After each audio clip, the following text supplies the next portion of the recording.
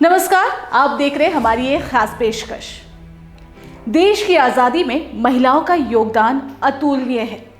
उस दौर में भी उन्होंने पुरुषों से कंधा मिलाकर स्वतंत्रता संग्राम में सक्रिय रूप से भाग लिया।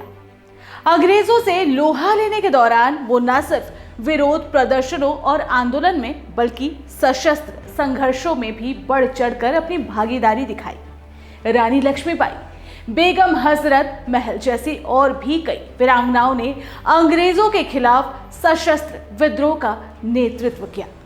इस कड़ी में एक और नाम है मातंगिनी हाजरा, जिन्हें गांधी बुढ़ी के नाम से भी जाना जाता है।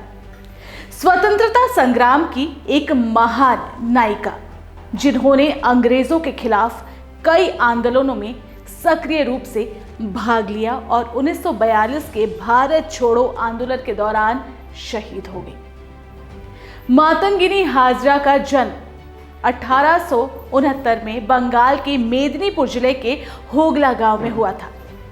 ये एक गरीब किसान परिवार से थी और उन्हें औपचारिक शिक्षा प्राप्त करने का अवसर नहीं मिला। इसके बाद 12 साल की उम्र में मातंगिनी हाजरा की शादी त्रिलोचन हाजरा से हुई। लेकिन जितनी छोटी उम्र में उनकी शादी हुई, उतनी ही जल्दी वो विधवा भी हो गई। जी हाँ, 18 वर्ष की उम्र में मातंगिनी हाजरा विधवा हो गई, जिसके बाद वो अपने पैतृक गांव लौट आई और अपना जीवन सामाजिक कार्यों में समर्पित कर दिया। 1930 के दशक में उन्होंने अछूतों की मदद करने और महामारी के दौरान चेचक से प्रभावित लोगों की देखभाल करने जैसे सामाजिक कार्यों में अपनी भूमिका निभाई। लोगों के घरों में मेहनत मजदूरी करने वाली मातंगिनी हाजरा धीरे धीरे लोगों से देश की हालत और गुलामी के बारे में जानने लगी। घर से बाहर निकली तो उन्हें अंग्रेजी हुकूमतों का अत्याचार दिखा, जिसके बाद वो लोगों से महात्मा गांधी और दूसरे स्वतंत्रता सेनानियों के बारे में जानने लगी। इसके बाद 1972 में एक दिन उनकी झोपड़ी के बाहर से सविनय अवज्ञा आंदोलन में एक विरोध यात्रा निकली। मातंगिनी भी उस यात्रा में शामिल हो गई। इस दौरान उनकी गिरफ्तारी हुई। अंग्रेजों ने उनको सजा भी सुनाई, लेकिन देश के लिए कुछ करने का जज्बा उनके मन में और घर कर गया और फिर मातंगिनी हाजरा ने चौकीदारी कर रोको प्रदर्शन में हिस्सा लिया।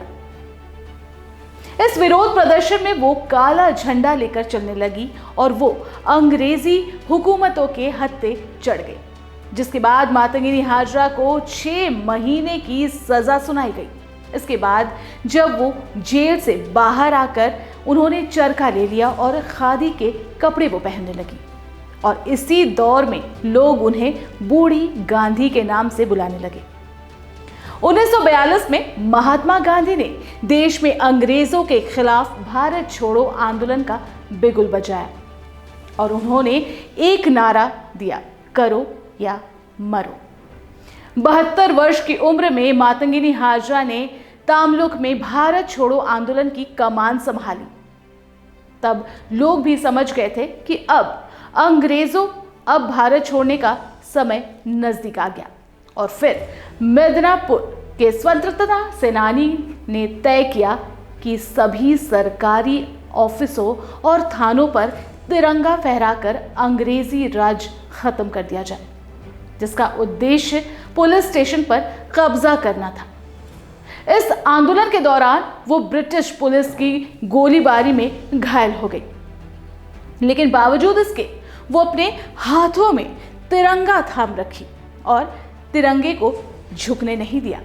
जबकि मातंगिनी हाजरा पर अंग्रेजों ने 2 गोली चलाई थी, पर मातंगिनी हाजरा के हौसलों को देखते हुए पुलिस अफसरों ने तीसरी गोली भी उन पर चलाई, जो सीधे उनके माथे पर जाकर लगी।